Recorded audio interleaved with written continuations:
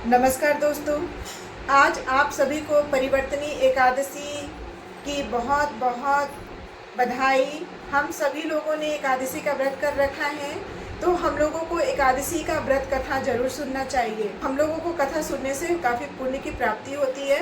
आज मैं आप लोगों को वामन एकादशी, जिसको परिवर्तनी एकादशी भी कहते हैं, जो कि भाद्रपद के शुक्ल पक्ष में मनाया जाता है, उसका कथा सुनाने जा रही हूँ।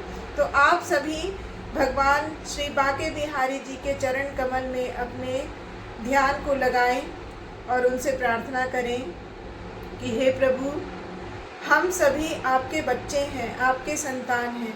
अगर हम लोगों से ये व्रत करने में या हम लोगों से किसी भी तरह का कोई गलती हो जाता है, कृपा कर उसे क्षमा करें और हमारा ये व्रत स्वीकार करें। जय श्री राधे, जय श्री बांके बिहारी जी महाराज की जय। भाद्रपद शुक्ल पक्ष की वामन एकादशी व्रत।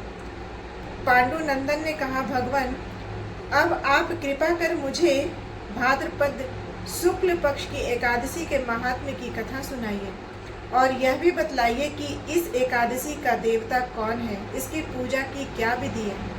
युधिष्ठिर के ऐसे वचन सुन श्री कृष्ण जी ने कहा, हे राजन, इस एकादशी का नाम वामन, जयंती एवं अंक परिवर्तनी भी है। जयंती व्रत से बढ़कर और कोई व्रत ही नहीं। इसके सुनने एवं स्मरण करने मात्र से समस्त पाप नष्ट हो जाते हैं। वैष्णवों एवं अपनी गति चाहने वालों को इस एकादशी का व्रत अवश्य ही करना चाहिए।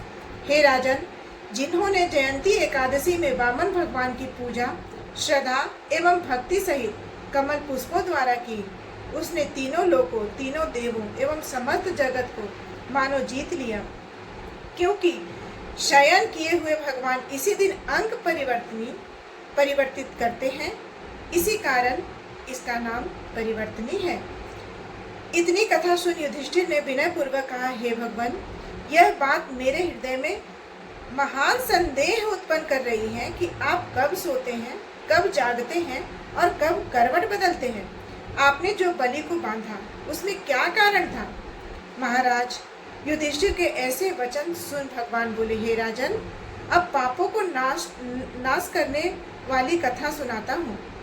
सुनो। सतयुग में अत्यंत ब्राह्मण भक्त, सत्यवादी एवं दानी बलि नामक राक्षस मेरा अनन्य भक्त था। उसने अपने यम, नियम एवं तप, दान और यज्ञ द्वारा त्रैलोक्य को कंपित कर दिया था। उसके यज्ञ, दान और तप से भयभीत इंद्र देवताओं को साथ ले मेरे यहाँ आया और मेरी स्तुति एवं प्रार्थना की। तब मैंने इंद्र के स्वार्थ साधनार्थ वामन रूप धारण कर उसे जीता। भगवान के मुख से ऐसी वाणी सुन युधिष्ठिर बोले, प्रभु, इस तरह नहीं, इस कथा को विस्तार पूर्वक सुनाइए।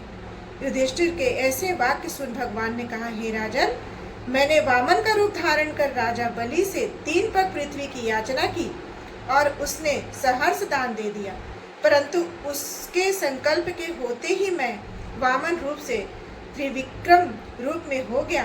भूलोक में नख, भूअरलोक में जंघा, स्वर्गलोक में कटी, महलोक में उदर, जनलोक में हृदय, तपलोक में कंठ और सत्यलोक में मुंह कर मस्तक को और भी ऊंचा कर दिया। उस समय सूर्य, चंद्र और इंद्रादिक समस्त देवता मेरी स्तुति करने लगे। तब मैंने बलि से कड़क कर पूछा कि तेरी समस्त पृथ्वी मेरे 2 ही पग में आ गई, अब तीसरा पग कहाँ रखूं। मेरी बात सुन बलि ने अपना मस्तक नत कर दिया। तब मैंने उसके मस्तक पर पैर रख उसे पाताल में पहुंचा दिया। परंतु उसकी अत्यंत अधिक विनयशीलता देख मैंने उससे कहा, हे राजन, अब मैं सर्वदा ही तेरे पास रहूंगा। अतः भाद्र मास की शुक्ल पक्ष की एकादशी को मैं एक रूप से बलि के पास एवं दूसरे रूप से क्षीर सागर में निवास करता हूँ। जब तक कार्तिक मास नहीं आता, तब तक मेरी एक मूर्ति शेष सैया पर और दूसरी बलि के यहाँ बराबर सोती रहती है। इसी एकादशी को मैं सोता हुआ करवट बदलता हूँ। अस्तु, इस एकादशी को त्रिलोकी भगवान की पूजा एवं दान तथा रात्रि का जागरण अक्षय पुण्य और महामंगल फल देने वाला है और इसको करने वाले एवं इस कथा को सुनने वाले अवश्य ही स्वर्ग और मुक्ति को प्राप्त होते हैं। हम लोगों को कभी भी अपने जीवन में किसी भी चीज का अहंकार नहीं करना चाहिए। दान का, पुण्य का, कभी भी हम लोग दान करते हैं, पुण्य करते हैं तो हमेशा निस्वार्थ भाव से करें, अहंकार को त्याग करके करें और हमेशा अपने प्रभु के चरण कमल का स्मरण करते रहें। तो आज का ये एकादशी का व्रत कथा मैंने आप लोगों को सुनाया। अब हम लोग भगवान श्री बांके बिहारी जी के चरण कमल में अपने मस्तक को रखकर उनको प्रणाम करेंगे और उनसे क्षमा याचना करेंगे कि अगर किसी भी तरह की त्रुटि हो गई हो इस व्रत को करने में तो कृपा कर हमें क्षमा करें। बांके बिहारी महाराज की जय, श्री राधा रानी की जय।